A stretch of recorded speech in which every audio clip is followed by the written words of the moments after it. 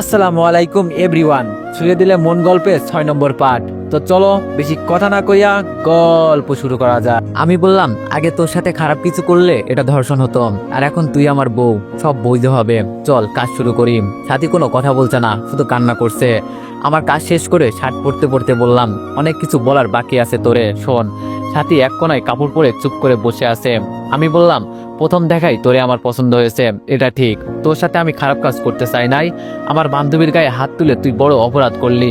আর কি করিস, যাকে যেভাবে ইচ্ছা সেভাবে মারিস। এটা চিন্তা করিস না আমি একজন নিরীহ মানুষকে অযথা মারছি কেন। আর শেষ একটা কথা, রনি আর ওই মুরব্বীকে আমি মেরেছি। কারণ কি জানিস, রনি অনেক মেয়েকে ধর্ষণ করেছে, আর ওই যে বুড়ো মানুষটা ছিল, ওর জন্য আমার মা আত্মহত্যা করেছে। এই জন্য আমি ওদের মেরেছি। সব প্রশ্নের উত্তর তো পেয়ে গেলি না, এখন এখান থেকে চলে যাম। আজকে থেকে আর অহংকার করবি না নিজের চাকরি নিয়ে। সাথী কান্না করতে করতে বলল, শেষে একটা কথা বলি। আমি বললাম, বল। সাথী বলল, আমি তোমার মুখ আর কখনো দেখতে চাই না। আমার কসম লাগে আমার সামনে আর আসবা না। যেহেতু তুমি আমাকে জোর করে বিয়ে করেছ, আর যেই কাজ করলে এখন, এর জন্য কোনোদিন তোমাকে আমি মাফ করব না। আর আমার কাছে স্ত্রীর অধিকার নিয়ে কখনোই যাবা না। বলে রুম থেকে দৌড়ে কান্না করতে করতে চলে গেল। বাইরে এসে দেখি মিতু আর তুবা বসে বসে আমাদের কাহিনী দেখছে। যেই আমি মিতুর কাছে গেলাম, অমনি ঠাস করে আমার গালে একটা চড় দিল। মিতু বলল, আমি তোরে ভালো বন্ধু মনে করতাম, আর আজকে তুই কি করলি? একটা মেয়ের জীবন নষ্ট করে ফেলছোস। তোর সাথে আমার বন্ধুত্ব শেষ, আর কখনো আমাকে খুঁজতে যাবি না। আমি বললাম, আমার কথাটা তো শোন। মিতু কোনো কথা না বলে চলে যাচ্ছে।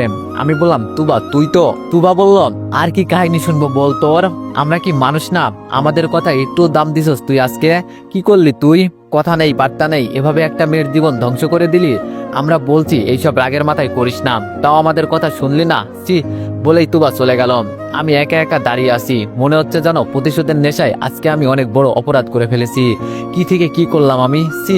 এখন তো আমার নিজের উপরই ঘৃণা করছে। আসলে মানুষ রাগের মাথায় কত কিছু যে করে ফেলে বুঝতেই পারছি এখন।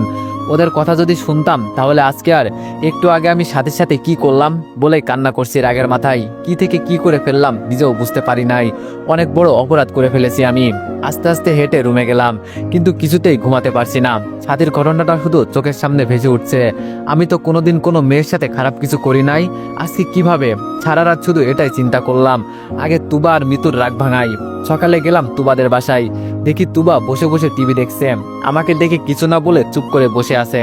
আমি বললাম, কি রে, আমার সাথে কথা বলবি না? তুবা তাও কথা বলে না। আমি বললাম, দেখ, সত্যি আমি বড় অপরাধ করে ফেলেছি রাগের মাথায়, বুঝতে পারি নাই, তাই বলে কি তোরাও কথা বলবি না? তুবা বলল, কোনটা অপরাধ বললি তুই? হ্যাঁ, একটা মেয়েকে বিয়ে করলি অনুমতি না নিয়ে। জানিস একটা মেয়ের কত স্বপ্ন থাকে বিয়ে নিয়ে, আর তুই কি করলি? আমাদের কথা একটু শুনলি না, বিয়ে করলি তো করলি, আবার সব কাজ সেরেও ফেললি। একটা মেয়ের কত স্বপ্ন থাকে জানিস বাসর রাত নিয়ে, সব তোর কাছে সহজ মনে হয়? আমি বললাম, আমি বুঝতে পারি নাই রে, প্রতিশোধের নেশায় আমি পাগল হয়ে গেছি, প্লিজ আমাকে মাফ করে দে, আমি বুঝতে পারি নাই। তুবা বলল, আমার কাছে বললে কি হবে, যা সাথীর কাছে যা। আমি বললাম, সাথী না করছে, ও সামনে জানো আর না যায়। তুবা বলল, তো কি করবে? হ্যাঁ, তোর মতো সিসি, তোরে আমার বন্ধু বলতেও ঘৃণা হয়। আমি বললাম, মানছে আমি ভুল করেছি, তাই বলে কি তোরাও কথা বলবি না? তুবা বলল, দেখ তুই এখান থেকে চলে যা, তোর সাথে কথা বলার মতো ইচ্ছা আমার নেই। আর বিকালে চাচা আসছে, সব ঠিকঠাক করে নিস। আজকে একটা মেয়ের সাথে এমন করলি, আরেকদিন হয়তো প্রতিশোধের নেশায় আমাদের মারবি না, তার কোনো গ্যারান্টি আছে? আমি বললাম, এটা তুই বলতে পারলি? সি। তুবা বলল, তোর সাথে কথা বলতেও আমার ঘৃণা করে। আমি একটা হাসি দিয়ে বের হলাম। অনেক কিছু করলি আমার জন্য, ধন্যবাদ। আর ভুল তো করেছে, আমি মাফ করবি না জানি, তাও মাফ করে দিস। বলে বাসা থেকে বের হলাম। শেষ মিতুর কাছে গিয়ে দেখি ওইও কি আমাকে পর করে দেয়। মিতুর বাসায় গিয়ে কলিং বেল বাজাতেই মিতু আমাকে দেখে দরজা বন্ধ করে দিল। আবার বেল বাজালাম, কিন্তু কোনো কাজ হয় নাই। ওর নম্বরে কল দিলাম, ব্লক করে রাখছে আমাকে।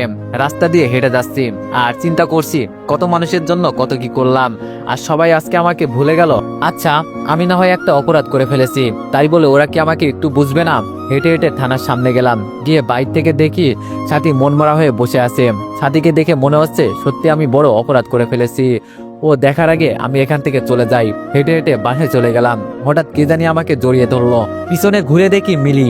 আমি বললাম, আপু তুমি কখন আসলাম? মিলি বলল, তুই আমার সাথে কথা বলবি না, খুব খারাপ তুই। আমি বললাম, বোকা মেয়ে, তাই বলে কি এভাবে কান্না করা লাগে? মিলি বলল, আমি তোরে ছাড়া থাকতে পারি না, জানিস না খুব কষ্ট হয়। আমি বললাম, আম্মুর স্বপ্ন তো আর আমি পূরণ করতে পারি নাই, সব তোকেই করতে হবে। এখন বল কেমন আছিস তুই? মিলি বলল, তোকে দেখছি না, খুব ভালো তুই? আমি বললাম এই তো কোনো রকম। মিলি বলল আচ্ছা তুই থাক, আমি গিয়ে তুবা আন্টির সাথে দেখা করে আসি। আমি বললাম আচ্ছা যা। একটু পর দেখি একজন মুরব্বী এলো, কিন্তু ওনাকে চিনতে পারি নাই। মুরব্বী বলল তো তোমার নামই রিফাত? আমি বললাম জি আঙ্কেল, আপনাকে তো চিনতে পারলাম না। আঙ্কেল বলল আমি তুবার চাচা। আমি বললাম ও সরি আঙ্কেল, ভালো আছেন তো? আঙ্কেল বলল এই তো বাবা আলহামদুলিল্লাহ ভালো। তো চলো তোমার কাজটা আগে শেষ করে ফেলি। আমি বললাম মাত্র না আসছেন, আগে হাত মুখ ধৌত করেন। আঙ্কেল বলল আমি কোনো কাজ বাকি রাখি না। আমি বললাম আপনিও দেখা যায় আমার মতো করে চলেন। আঙ্কেলকে নিয়ে সবকিছু ঠিকঠাক করে বাসায় চলে আসলাম। আমি বললাম আপনারা আসছেন এখন থাকেন, পরে আমি বাসায় যাবনি। আঙ্কেল বলল আরে না, আমি তোমাকে নিজের হাতে চাবি দিয়ে চলে যাই, আমি তো তোমাদের বাসায় থাকবো, এক রাতের জন্য এত পারা নিতে পারবো না। আমি বললাম তো চলেন। সবাই একসাথে দাঁড়িয়ে আছে। আঙ্কেল বলল এই নাও বাসার চাবি। মিলি বলল ভাইয়া এটা কার? আমি বললাম তুই দেশে আসবি দেখে এটা তোর জন্য গিফট। মিলি বলল সত্যি ভাইয়া? আমি বললাম বাসার ভিতরে ঢুকে সবকিছু ঘুরে ঘুরে দেখতে লাগলাম। আর মিলি দৌড়াদৌড়ি করছে, এই রুমটা আমার ওইটা আমার। হঠাৎ একটা মেয়ে এসে বলল কেমন আছেন? আমি বললাম এই তো ভালো, কিন্তু আপনাকে তো চিনতে পারলাম না। মিলি বলল আরে ভাইয়া তুবা আন্টির চাচাতো বোন, চিনিস না? আমি বললাম ও আপনিও আছেন? আমি তো জানি না, তো আপনি কেমন আছেন? মেয়েটি বলল এই তো ভালো, আমার নাম ধরে ডাকতে পারেন। আমি বললাম আপনার নাম না জানলে কিভাবে ডাকবো? মেয়েটি বলল ও তাই তো, আমার নাম তাসলিমা। আমি বললাম খুব সুন্দর নাম। কিছুক্ষণ তাসলিমার সাথে কথা বললাম, পরে চলে গেল। রাতে তাসলিমা এসে বলল মিলি চল আমাদের সাথে থাকবি। মিলি বলল না যাব না, অনেকদিন পর আসছি, কালকে তো আবার চলে যাব, আমি ভাইয়ার সাথে থাকবো। আমি একটা হাসি দিলাম, তাসলিমা চলে গেল। মিলি আমার বুকের উপর শুয়ে আছে। আমি বললাম আমি যদি কোনো অপরাধ করে ফেলি মাফ করবি না বোন? মিলি বলল দিব একটা, আমার ভাই কোনো অপরাধই করতে পারে না। আমি বললাম বাসাটা তোর কেমন পছন্দ হয়েছে? মিলি বলল অনেক পছন্দ হয়েছে ভাইয়া। আমি বললাম তোর তো কোনো কষ্ট হচ্ছে না মিলি? মিলি বলল না ভাইয়া, তাসলিমা আপু খুব ভালো। আমি বললাম দেখে তো তাই মনে হলো। মিলি বলল তবে আপুকে আমি মাঝে মাঝে ভাবি ডাকি। আমি বললাম দিব এক চর, ফাজলামো করবি না কারোর সাথে। সকালে ঘুম থেকে উঠে রান্না করলাম, আর মিলি উঠে সাজুগুজু করছে। আমি বললাম কি ব্যাপার বোন, এত সাজুগুজু করছিস কেন? মিলি বলল আজকে সারাদিন ঘুরবো। আমি বললাম আচ্ছা যা, আর বিছানার উপর আমার মানি ব্যাগ আছে, যত টাকা লাগে নিয়ে নিস। মিলি বলল ধন্যবাদ ভাইয়া। একটু পর তাসলিমা আর তুবা আসলো। তুবা আমাকে দেখে মুখটা কেমন হয়ে গেছে বুঝতে পারছি। তাসলিমা বলল ভাইয়া আপনিও চলেন আমাদের সাথে। আমি বললাম না আপু, আমার অনেক কাজ আছে। তুবা বলল এই তোরা যাবি নাকি আমি একাই চলে যাব? মিলি বলল চল চল। ওরা সবাই চলে গেল। কতদিনের জন্য কত কিছু করলাম, আর সবাই আজকে আমাকে অপরাধী মনে করে। সন্ধ্যার দিকে ছাদে বসে আছি, একটু পর মিলি চলে যাবে। তাসলিমা বলল কি করেন? আমি বললাম বসে আছি। কেন, কিছু বলবেন? তাসলিমা বলল এটা রাখেন, আপনার জন্য স্পেশাল ভাবে লিখছি। আমি বললাম কি আছে এতে? তাসলিমা বলল পড়লেই দেখতে পারবেন। বলেই চলে গেল। মিলিকে বিদায় করে দিয়ে রুমে বসে বসে চিন্তা করছি, কোনো একটা চাকরি করতে হবে, এভাবে আর বসে থাকা যাবে না। তাসলিমার দেওয়া কাগজটা খুলে দেখি অনেক কিছু লেখা আছে, আর শেষে আই লাভ ইউ লেখা। এটা দেখে কাগজটা না পড়ে ছিঁড়ে ফেললাম। আর কারণ মায়ায় নতুন করে পড়তে চাই না, এমনি তো জীবনে সবকিছু হারিয়ে গেছে। খুব কষ্ট করে একটা ছোট্ট কোম্পানিতে চাকরি নিলাম, বেতন মোটামুটি ভালো। তবে ওখানে গিয়ে একটা বিষয় দেখে অবাক হয়ে গেলাম, সাথীর মতো দেখতে একটা মেয়ে আছে, তবে আমি কোনোদিন কথা বলি নাই। ও অবশ্য বলতে চাই, কিন্তু আমি চুপচাপ কাজ করি, কারোর সাথে কথা বলি না। আর যদি কেউ কথা বলতেও আসে আমার মতো আমি কাজ করি। এভাবে 2 মাস চলে গেল।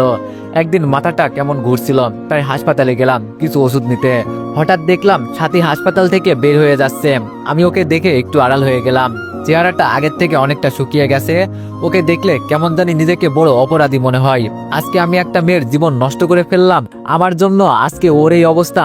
কিন্তু হাসপাতালে এসেছিল কেন দেখি তো একটু। আমি ডাক্তারের কেবিনে গেলাম, গিয়ে দেখি ওর বয়সী একটা মেয়ে বসে আছে। আমাকে দেখে বলল কিভাবে সাহায্য করতে পারি? আমি বললাম একটু আগে একটা মেয়ে আসছিল না? মেয়েটি বলল আপনি তাকে চিনেন? আমি বললাম চিনি তো, উনি তো আমাদের এখানকার থানার ওসি। মেয়েটি বলল আর ও আমার বান্ধবী। আমি বললাম ও তাই নাকি আপু? আচ্ছা আপু, আমি কি আপনার নামটা জানতে পারি? মেয়েটি বলল নাম তো জানতেই পারবেন, আগে বলেন আপনার কি সমস্যা। আমি বললাম আমার সমস্যা না, আসলে আমি ওই ওসির প্রেমে পড়েছি, তাই জানতে চাইছি উনি এখানে কেন আসছে। বিয়ের কথা বললাম না, আগে জানি ও কেন এখানে আসছে। মেয়েটি বলল আর বলিয়েন না, এই শহরের মানুষগুলো খুব খারাপ। আমি বললাম কেন, ওরা আপনাকে কি করেছে? মেয়েটি বলল আমার বান্ধবীর জীবন নষ্ট করে ফেলেছে, ও ঠিক মতো খাওয়া দাওয়া করে না, আর আজকে আমি ওর পরীক্ষা করে জানতে পারি ও প্রেগনেন্ট। ডাক্তারের কথা শুনে আমার মাথা ঘুরছে, কি সব কথা বলছে উনি। আমি বললাম 1 গ্লাস পানি হবে আপু? আপু বলল এই নেন। পানিটা খেয়ে চেয়ারে বসে আছি। আপনাকে এমন টেনশন লাগছে কেন? কিছু কি হয়েছে? আমি বললাম, আচ্ছা আপু, আমাকে একটা কথা বলেন তো, ও কি বাচ্চাটা রাখতে চায় না নাকি? আপু বলল, না, আর রাখবে কি জন্য? পরে কাকে বাবা বলে পরিচয় দিবে, আর ওর বিয়ে ঠিক করা ওর খালাতো ভাইয়ের সাথে, তাই ও বাচ্চাটা নষ্ট করে ফেলবে। আমি কি করব বুঝতে পারছি না। উপর থেকে একবার নিচে বসি আর একবার চেয়ারে বসি, কি করলাম আমি? এখন তো মন বলে আত্মহত্যা করি। আমার জন্য আজকে কি হয়েছে আপনার? আপনি এমন করছেন কেন? আমি সরাসরি গিয়ে ডাক্তারের পায়ের কাছে গিয়ে পড়লাম, আপু আমাকে আপনি বাঁচান, অনেক বড় অপরাধ করে ফেলেছি, আপনি একমাত্র আমাকে বাঁচাতে পারেন। আপু বলল, আগে আমার পা ছাড়ুন, আগে উঠে বসেন, আর কি হয়েছে আপনি না বললে বুঝবো কি করে? আমি বললাম, বলার পর আপনি আমার থেকে মুখ ফিরিয়ে নিবেন না তো? আপু বললাম, আরে না, ডাক্তার সবসময় মানুষের ভালো চাই। আমি উঠে গিয়ে চেয়ারে বসলাম। আমি বললাম, আসলে আপু, আপনার বান্ধবীর আজকে যে অবস্থা তার জন্য আমি দায়ী। আপু বলল, বুঝলাম না আপনার কথা। আমি বললাম, তাহলে শুনুন। রনি আর মিতুর কথা বললাম, আর মিতুর সাথে এমন করেছে দেখে ওর সাথে আমি রাগের মাথায় এইসব করেছি, এটা বললাম। আমার কথা শুনে ডাক্তারের মুখ দিয়ে কোনো কথা বেরোচ্ছে না, আমার দিকে তাকিয়ে আছে। আমি বললাম, প্লিজ আপু, আমার উপর থেকে মুখ ফিরিয়ে নিবেন না। অলরেডি আমার 2টা বেস্ট ফ্রেন্ড চলে গেছে, এর জন্য আজকে আমি একা, সম্পূর্ণ একা। এখন আপনি যদি আমাকে না করেন, আমার আত্মহত্যা ছাড়া কোনো পথ নেই। আপু বলল, আপনি জানেন ওর বাবার কত স্বপ্ন ওকে নিয়ে, আর সাথী ওর বাবার সবকিছুই করতে রাজি, তাই ওর পেটে সন্তান নষ্ট করতে চাই।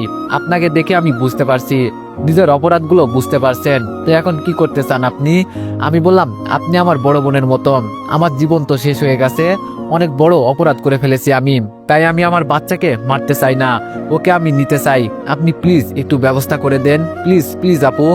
আপু বলল, আমি ওকে বুঝিয়ে বলি, আপনি আবার সাথীর কাছে চলে যান, আমি ওর পরিবারের সাথে কথা বলবো। আমি বললাম, আপু না, থাক, বাদ দেন, ও না করছে কোনোদিন যেন আমার সামনে না আসি, আর যাব না। জাস্ট আপনি শুধু আমার বাচ্চাটা আমাকে দিয়ে দিন, আমি চলে যাব এই শহর ছেড়ে, এখানেই থাকবো না। আপু বলল, কিন্তু ও কি মানতে চাইবে? আমি বললাম, আপনি বুঝিয়ে বলবেন, বাচ্চা নষ্ট হতে একটু সময় লাগে, আর ওর যেন কোনো কিছু না হয়। আপু বলল, আচ্ছা আমি চেষ্টা করব, ওকে বুঝিয়ে বলবো, দেখি কি হয়। আমি বললাম, চেষ্টা করলে হবে না, আমাকে প্রমিস করতে হবে আজকে থেকে আপনি আমার বড় বোন। আপু বলল, আচ্ছা যাও, তোমাকে কথা দিলাম। আমি বললাম, কিভাবে যে ধন্যবাদ দিব আপু আপনাকে বলার বাইরে, তবে সাথী যেন কোনোদিন জানতে না পারে বাচ্চাটা আমার কাছে, আর যদি ওকে বলে দেন আমি কিন্তু পরে এমনি মারা যাব। আপু বলল, একা একা থাকতে পারবেন? আমি বললাম, কি করব বলেন তো, ভুল তো আমি করেছি, ভুলের মাসুল তো আমাকেই দিতে হবে। আপু বলল, আপনাকে দেখে এখন আমার কষ্ট হচ্ছে, এত কষ্ট নিয়ে থাকেন কিভাবে? আমি বললাম, এটা তো কিছুই না, জানি না জীবনে কি আছে না আছে, তবে বাকিটা জীবন আমি আমার বাচ্চাকে নিয়ে কাটাতে চাই। আচ্ছা আপু, এখন তো আপনার নামটা বলেন। আপু বলল, তানিয়া। আমি বললাম, তাহলে আজকে থেকে আপনাকে আমি তানিয়া আপু বলে ডাকবো। আচ্ছা আপু, আপনার নাম্বারটা? আপু বলল, এই নাও। আমি বললাম, আমার তো কেউ নাই আপু এই পৃথিবীতে, শুধু একটা বোন ছাড়া, আজকে আপনাকে আমি পেয়েছি, বড় বোন হিসাবে আমাকে হতাশ করবেন না আপু। আপু বলল, এই দেখো, তাই বলে এভাবে কান্না করা লাগে? বলছি তো আমি সবকিছু দেখে নিব, তোমার চিন্তাই করতে হবে না। আমি বললাম, ধন্যবাদ আপু, আমার বাসায় একদিন যাবেন। আপু বলল, যদি সময় পাই। আমি বললাম, পর করে দিলেন বুঝি? আপু বলল, আচ্ছা যাও, যাব একদিন সময় করে। আমি বললাম, দুলাভাই কি করে আপু? আপু বলল, তোমার দুলাভাই ডাক্তার, আমার মতো। আমি বললাম, প্রেমের বিয়ে বুঝি? আপু বলল, তুমিও তো সাথীর প্রেমে পড়েছ। আমি বললাম, আমার আবার প্রেম, নিজের উপর এখন নিজেরই ঘৃণা হয়, রাগের মাথায় কি থেকে কি যে করে ফেললাম। আপু বলল, চিন্তা করিও না, আমি সবকিছু ঠিক করে দিব। আমি বললাম, না আপু, ওকে ওর মতো থাকতে দাও, এমনি আমি ওর জীবনে অনেক কিছু নষ্ট করে ফেলেছি, ওকে আগের মতো রাখতে বা খুশি হতে দেখি নাই কোনোদিন। আপু বললাম, যদি ওর বিয়ে হয়ে যায়? আমি বললাম, বিয়ে তো হবেই, তবে আমি কোনোদিন ওর কাছে স্বামীর অধিকার নিয়ে যাব না। আচ্ছা আপু, আপনার এমনি অনেক সময় নষ্ট করে ফেলেছি, আসি আজকে, ভালো থাকবেন, আর সব খবরাখবর আমাকে জানাবেন। আপু বললাম, যাও, অপেক্ষা করো, আমি সব ব্যবস্থা করে দিব। আমি বললাম, আচ্ছা আপু, তাহলে আজকের মতো আসি। হাসপাতাল থেকে হেঁটে হেঁটে বাসায় চলে গেলাম। একটু ভুলের কারণে আজকে আমাকে কত কিছু সহ্য করতে হচ্ছে। শুনছি মিতুন নাকি বিয়ে ঠিক হয়েছে, মুখের কথাটাও বললো না আমাকে, থাক, একাই ভালো। যেই দিন সাথীর অপারেশন হয় সেদিন আমি বাইরে থেকে দাঁড়িয়ে দেখছিলাম, খুব কষ্ট হচ্ছিল তখন সাথীর জন্য। আর যখন আপু এনে আমার মেয়েকে আমার হাতে দেয়, খুব খুশি হয়েছিলাম। সেদিন আপু আমাকে একটা কথাই বলে, আমার কোনো ভাই নাই, তুই আমার ভাই। যেখানে থাকিস না কেন ভালো থাকিস, আর তোর মেয়ে একদম পরীর মতো হয়েছে, কখনো ওকে কষ্ট দিবি না। যখন সাথীর জ্ঞান ফিরল তখন দেখতে পেল ওর একটা মরা বাচ্চা হয়েছে। তখন দেখতে পেয়েছি আমি মরা বাচ্চাকে কোলে নিয়ে চুমু দিচ্ছে আর কান্না করছে। একটা মায়ের ভালোবাসা কি তখন বুঝতে পারছি। আপুর কেবিন থেকে যখন বের হই আপু সবকিছু লিখে দিয়েছিল। আর একটা কথা, আমার মেয়ের নাম সাথী রাখছিল। যখন সাথী ওর বাচ্চাটা মরা হয়েছে দেখে কান্না করছিল তখন আপু গিয়ে ওকে সান্ত্বনা দিচ্ছিল। আর আপু বলল, আচ্ছা তোর মেয়ের নাম কি রাখতি বলতো? উত্তরে সাথী বলছিল, আমি আমার স্বামীর নামটা বলতে পারি না, ভুলে গেছি। যতই হোক ও আমার স্বামী ছিল। তবে এটা সত্যি, আমি বাবার জন্য সব করতে রাজি আছি। আমি আমার মেয়ের নাম বাবার সাথে মিলিয়ে সামিয়া রাখতাম। সেই থেকে আমার মেয়ের নাম সামিয়া। আমার মেয়েকে নিয়ে আমি বাসা পর্যন্ত যাই নাই, সরাসরি অস্ট্রেলিয়ায় চলে গেছি। আগে ভিসা করা ছিল। মিলিকেও আমার কাছে নিয়ে আসলাম। মিলি সামিয়াকে বেশি কোলে নিয়ে থাকে। এক কথায় সামিয়া ছাড়া থাকতেই পারে না। দেখতে দেখতে 5 বছর চলে গেল। মিলি এবার বায়না ধরল দেশে গিয়ে বাকি পড়াশোনা করবে। আর আমার মেয়েও মিলির সাথে এক বলে। আন্টি যা বলবে আমিও তাই বলি। আমার মেয়ে এখন কথা বলতে পারে, তবে শুধু একটু আপুর সাথে মাঝে মাঝে কথা হয়। সকালে এয়ারপোর্টে চলে গেলাম। দেখতে দেখতে দেশের মাটিতে পা রাখলাম। হঠাৎ কে জানি রিফাত বলে ডাক দিল। পিছনে ঘুরে দেখি কেউ নাই। তাহলে ডাকলো কে? মিলি বলল, তোর নাম ধরে কে ডাকলো ভাইয়া? আমি বললাম, কি জানি, কাউকেই তো দেখতে পেলাম না, হয়তো মনের ভুল। সামিয়া বলল, বাবা এটা কি আমাদের দেশ? আমি বললাম, আম্মু অনেক সুন্দর না? সামিয়া বলল, মোটেও না, ওখানে কত বড় বড় চকলেট ছিল আর এখানে চকলেট নাই, কিভাবে সুন্দর হলো? আমি বললাম, আচ্ছা তুই আর তোর আন্টি কি চকলেট খাওয়া ছাড়বি না? সামিয়া বলল, আমার আন্টিকে কিন্তু কিছু বলবা না, আমার আন্টি অনেক ভালো। মিলি বলল, লোককে একটা মেয়ে, আসো ফুপি। আমি বললাম, আরে যা যা, আমিও টাকা দিব না, পরে কিভাবে চকলেট খাস দেখে নিব। সামিয়া বলল, কি বললা তুমি, আরেকবার বলো তো। আমি বললাম, না আম্মু কিছু না, বলছি আগে চলো বাসায় যাই। হঠাৎ কে জানি এসে বলল, কেমন আছেন ভাই? আরে এ তো ফাহিম, কিন্তু ওর হাতে রক্ত লেগে আছে। আমি বুঝে গেছি ও কি করে আসছে। এখান থেকে তাড়াতাড়ি যেতে হবে, নইলে যে কোনো সময়ে বিপদে পড়ে যেতে পারি। আমি বললাম, এই তো ফাহিম ভালো, তো তুমি এখানে কেন আসছো? ফাহিম বলল, একটা কাজ ছিল, কাজটা শেষ হয়েছে, তাই এখন বাড়ি চলে যাচ্ছি। আমি বললাম, হাতে রক্ত লেগে আছে, যাও পরিষ্কার করে আসো, কেউ দেখলে সন্দেহ করবে। ফাহিম বলল, আরে ভাইয়া এটা রক্ত না, হয়তো রং লাগছে, আপনি যান কেমন, আমি হাত ধুয়ে আসছি। আমি বললাম, ফাহিম চলে গেল। একটা ট্যাক্সি নিলাম। মিলি বলল, এইসব আলতু ফালতু পোলাপানের সাথে তোর কিভাবে পরিচয় হয়? সামিয়া বলল, বলো বাবা বলো। দেখছেন, এই হলো আমার মেয়ে, তার আন্টির পক্ষে সব সময় থাকে। আমি যে ওর বাবা এটা মনে হয় মাঝে মাঝে ভুলে যাই। বাসার সামনে নেমে আমি বললাম, মিলি তুই সামিয়াকে নিয়ে ভিতরে যা, আমি আন্টির সাথে একটু দেখা করে আসি। সামিয়া বলল, না তুমি কোথাও যাবা না বাবা। আমি বললাম, এই তো আম্মু, এই পাশের বাসায় যাবো আর আসবো, তুমি তোমার আন্টিকে নিয়ে বাসাটা ঘুরে ঘুরে দেখো কেমন। মিলি বলল, তুবা আন্টিকে বলিস তো আমাদের বাসায় আসতে। আমি বললাম, আন্টির বাসার সামনে গিয়ে দেখি তুবা একটা ছেলের হাত ধরে সোফায় বসে আছে, হয়তো ওর জামাই হবে। আমাকে দেখে অবাক হয়ে তাকিয়ে আছে। আমি আস্তে করে একটা ডাক দিলাম, আন্টি। আন্টি কোথা থেকে এসে বলল, কে? যে আমাকে দেখছে। আন্টি বলল, এতদিন পর বাবা কইছিলাম, এতদিন আমাদের একটু বলে গেলে কি হতো। আমি বললাম, খুব বিপদে ছিলাম আন্টি, তাই কাউকে বলার সময় পায় নাই। তো ভালো আছেন আন্টি? আন্টি বলল, এই তো বাবা ভালো আছি, তুমি কত পরিবর্তন হয়ে গেছো, চিনাই যায় না। আমি বললাম, আরে আন্টি কি যে বলেন। আন্টি বলল, আসো পরিচয় করিয়ে দিই, এটা আমার মেয়ের জামাই। আমি বললাম, আসসালামু আলাইকুম দুলা ভাই, ভালো আছেন? ভালো আছি, তুমি ভালো আছো? আমি বললাম, জি। আন্টি বলল, তোমাকে কত খুঁজেছি কিন্তু কোথাও পাই নাই। আমি বললাম, আমি দেশে ছিলাম না আন্টি। আমি আর দৌড়ে এসে বললাম, বাবা বাবা এত সুন্দর বাসা আমার খুব পছন্দ হয়েছে, কিন্তু ফুপি আমার রুমটা নিয়ে নিল, এটা আমি মানবো না, আমি কিন্তু বাসায় আগুন লাগিয়ে দিব। আমি বললাম, এমন বলে না মা, তোমার ফুপির সাথে তো আমাকে ঝগড়া করতেই দাও না, তো এটা তোমাদের ব্যাপার, আমি না এর মাঝে। আন্টি বলল, তুমি বিয়ে করেছো? আমি বললাম, না আন্টি। আন্টি বলল, তাহলে বাচ্চা কার? সামিয়া বলল, আমি বাবার সন্তান। বাবা বলে আমি নাকি বাবার পেট। আমি বললাম, সামিয়া চুপ করো, এইদিকে আসো। সামিয়াকে কোলে নিয়ে মুখ বন্ধ করালাম, নইলে মান ইজ্জত সব শেষ করে দিত, পরে একদিন বলবো আন্টি। সামিয়া বলল, এখানে তুবা আন্টিকে? তুবা বলল, আমি কেন আম্মু, কি হয়েছে? সামিয়া বললাম, তোমাকে ফুপি যেতে বলেছে, কিন্তু তুমি যাবা না, ফুপি আমার সাথে ঝগড়া করেছে। আমি বললাম, আচ্ছা আন্টি আজকে আসি, মিলিকে একা রেখে আসছি। আন্টি বলল, বোঝা যায় এক দেশ থেকে আরেক দেশে আসতো। আমি বললাম, এমন না আন্টি, আরেকদিন আসবো। সামিয়া বলল, আপনি খুব সুন্দর, আপনার চশমাটা দিবেন আমাকে। আন্টি বলল, কি কিউট মেয়ে তোমার। আমি বললাম, এই চুপ করো তো, এত কথা কেন বলো আম্মু। সামিয়া বলল, কই আমি এত কথা বলি, আর কথা কি আব্বু। আমি বললাম, আচ্ছা চলো দেখি তোমরা কি নিয়ে ঝগড়া করছো। মিলি বলল, কি ম্যাডাম আমার সাথে কথা বলবেন না? সামিয়া মুখ বাঁকিয়ে বলে, লোভী মেয়ে আমার রুমটা দখল করে নিছে। মিলি বলল, তোর মেয়ে কি বলে দেখ। আচ্ছা ভাইয়া, বাজার করবি না? রান্না বান্না তো করতে হবে। আমি বললাম, ও আমি তো ভুলেই গিয়েছিলাম। মিলি বলল, দাঁড়া আমি লিস্ট করে দিচ্ছি। কিছুক্ষণ পর মিলি একটা কাগজ দিয়ে বলল, সব নিয়ে আসবি। সামিয়া বলল, আর বাবা এই লিস্টের সব নিয়ে আসবা। আমি বললাম, এটা আবার কিসের লিস্ট? সামিয়া বলল, চকলেট আইসক্রিম ইত্যাদি সব নিয়ে আসবা। আমি বললাম, কি এক মেয়ে বানাইছি, সারাদিন শুধু বলে বাবা ওটা না এটা। সামিয়া বলল, আমাকে বললা নাকি বাবা? আমি বললাম, আরে না, আমার তো লক্ষ্যে একটা মেয়ে, ওই পাশের বাসায় একটা মেয়েকে বলছি। আচ্ছা আমি যাই, মিলি দরজা লাগিয়ে রাখবি। মিলি বলল, আচ্ছা ভাইয়া। প্রথমে হাসপাতালে গেলাম, কিন্তু আপুকে পেলাম না। একজনের কাছ থেকে খবর নিয়ে শুনছি গ্রামের বাড়িতে গেছে। পরে থানার সামনে গেলাম সাথীকে একটু দেখার আশায়, কিন্তু পেলাম না, হয়তো কোথাও গেছে। ও মনে হয়েছে, আপু তো বলেছিল সাথী নিজের থানা বদল হয়ে গেছে। বাজার করে বাসায় চলে আসলাম। রাতে আন্টি খাবার দিয়ে গেছে, এজন্য আর খাবার রান্না করতে হলো না। সামিয়াকে নিয়ে বসে আছি। প্রতিদিন রাতে তারই কই বাইনা, বাবা মানুষের আম্মু আছে, কিন্তু আমার খালি শুধু বাবা, আমার আম্মু কই? আমি বললাম, আম্মু এসব বলিও না, আমি বুঝি তোমাকে আদর করি না? সামিয়া বলল, বাবা আমি তোমাকে ছেড়ে কারো কাছে যাব না, ভয় পাও কেন? শুধু একবার আমার আম্মুকে দেখবো। মিলি বলল, ছোট্ট একটা মেয়ে, আর আমাকেও তো বলিস না সামিয়ার আম্মুকে। আমি বললাম, এইসব শুনে তোর লাভ কি? সামিয়া বলল, আমি শুধু একবার আমার আম্মুকে দেখবো, আব্বু দেখাবা না? আমি বললাম, সব শিখাইছিস তুই, তোর জন্য আজকে আমার মেয়ে। সামিয়া বলল, আন্টিকে কিছু বলবা না কিন্তু, আমি জানি আমার আম্মু আছে, অনেক নাটকে দেখছি মা তার মেয়েকে খুব আদর করে, বুকে নিয়ে ঘুমাই, আমারও তো শুধু তুমি আসো, আমি কি একটু আম্মুকে দেখতে পারি না? আমি বললাম, কান্না করিও না আম্মু, আমি নিয়ে যাব তোমার আম্মুর কাছে, শুধু দেখে চলে আসবা, প্রমিস করতে হবে। সামিয়া বলল, আচ্ছা বাবা, শুধু দেখে চলে আসবো। মিলি বলল, ভাইয়া আমি এখন বড় হয়েছি, আমি সব বুঝি, আমাকে তো বলবি সামিয়া কার সন্তান? আমি বললাম, সবাই এই প্রশ্ন করে, আমি কি উত্তর দিব বল, এটা না বললে হয় না?